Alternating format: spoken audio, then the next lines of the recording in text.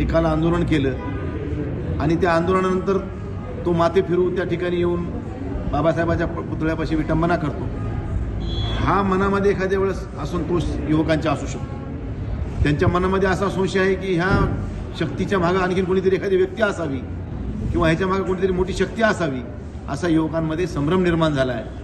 आणि या अनुषंगानं पोलीस प्रशासनानं हा विषय खूप गांभीर्यानं हाताळायला पाहिजे. परंतु बऱ्याच जिल्ह्यामधलं पोलीस प्रशासन SP काहीतरी ट्रेनिंगला गेलेले आहेत, ॲडिशनल SP तू कारभार करतायत, काही बदल्या होऊन सुद्धा आणखीन अधिकारीने पोलीस स्टेशन सोडलेले नाहीत. ही कमजोर बाजू पोलीस प्रशासनाची आहे. या ठिकाणी पोलिसांना मी या ठिकाणी दोष देऊ इच्छितो की ह्यांनी हा प्रकरण हाताळताना कुठंतरी निष्काळजीपणा केला आहे. मी सकाळी देवेंद्र फडणवीस साहेबांनाही फोन केला, त्यांच्या PAनी त्या ठिकाणी कोणीतरी फोन उचलला आणि तुम्ही ह्या नंबरवर बोला म्हणला आणि तो नंबरही मला पाठवला नाही.